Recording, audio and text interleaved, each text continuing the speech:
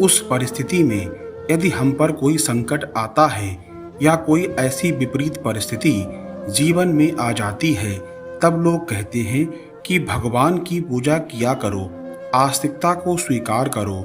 लेकिन हम यह देखते हैं कि जो व्यक्ति ज़्यादा पूजा पाठ करते हैं, भगवान को मानते हैं, जीवन में सत्यता से चलते हैं, वे सबसे ज़्यादा दुखी रहते हैं। और जो कोई नास्तिक आदमी पूजा पाठ नहीं करते, भगवान को नहीं मानते, संतों का साथ नहीं करते, सबसे ज़्यादा प्रसन्न रहते हैं। इस परिस्थिति को देखकर कभी कभी भक्त को लगता है कि भगवान का न्याय मिथ्या है। ऐसा हर किसी के साथ होता है। आज के इस वीडियो के माध्यम से हम इसी बात पर प्रकाश डालेंगे। भगवान श्री कृष्ण ने स्वयं इसका उत्तर दिया है कि आखिर में ज़्यादा भक्ति करने वाले व्यक्ति परेशान क्यों रहते हैं। इसका उत्तर हमें श्रीमद् भागवत गीता के माध्यम से भगवान ने स्वयं दिया है। यदि आप भी भगवान श्री कृष्ण के भक्त हैं तो कमेंट में श्री राधा वल्लभ श्री हरिवंश अवश्य लिखें। चैनल को लाइक करें, सब्सक्राइब करें और शेयर करें। द्वापर युग की बात है, जब भगवान कृष्ण और अर्जुन के बीच संवाद हो रहा था। अर्जुन ने भगवान श्री कृष्ण से पूछा, हे माधव, जो लोग ज़्यादा भक्ति करते हैं, भगवान को मानते हैं, सत्य की ओर चलते हैं, वे ज़्यादा जीवन में दुखी रहते हैं। इसके विपरीत जो मनुष्य भगवान को नहीं मानते, पूजा पाठ नहीं करते, हमेशा अधर्म आचरण करते हैं, ज़्यादा सुखी रहते हैं। इसका उत्तर बतलाएं।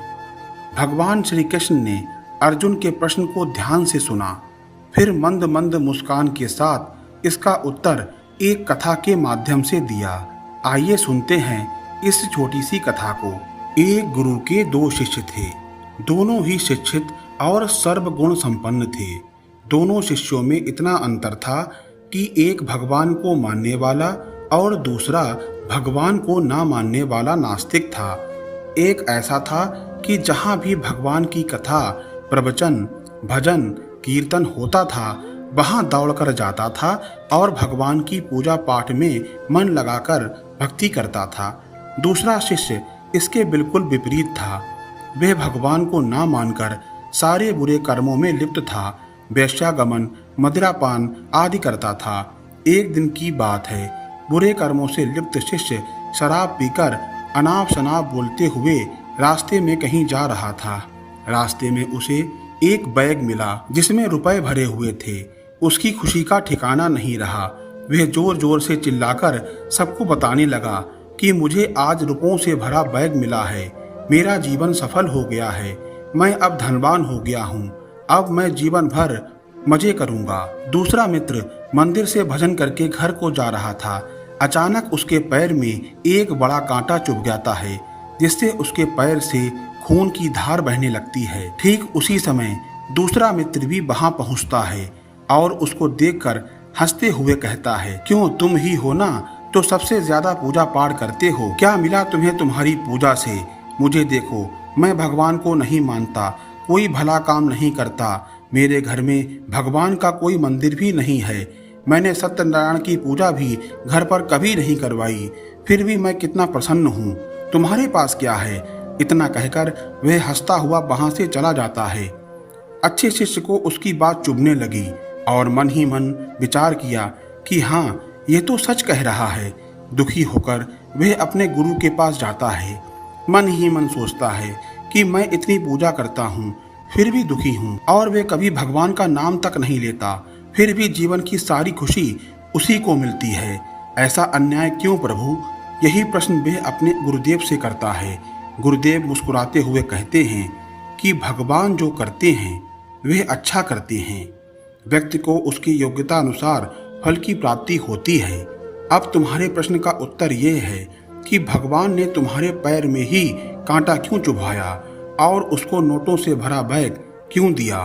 सुनो, तुम पिछले जन्म में बहुत पापी थे, उसके फलस्वरूप तुम्हारी आज मृत्यु होने वाली थी। तुम बच गए क्योंकि तुम मंदिर गए थे, तुम्हारी मौत नहीं हुई, केवल एक कांटा चुभने से ही तुम्हारी तृप्ति हो गई, क्योंकि तुम भगवान के सेवक हो। इसके विपरीत तुम्हारा मित्र पूर्व जन्म में एक संत महापुरुष था। उसकी आज किस्मत बदलने वाली थी। करोड़ों अरबों रुपए का मालिक वह बनने वाला था, लेकिन उसके पापाचरण के कारण उसे थोड़े से पैसों से ही संतोष करना पड़ा।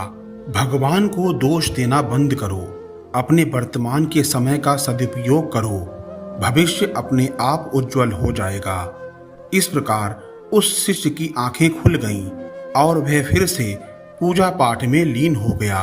यदि आप भी राधा कृष्ण से प्रेम करते हैं तो कमेंट में श्री राधा वल्लभ श्री हरिवंश अवश्य लिखें। चैनल को लाइक करें, सब्सक्राइब करें और शेयर करें। मिलते हैं एक नए वीडियो के साथ। तब तक के लिए आप सभी को इस दास का जय जय श्री हित हरिवंश।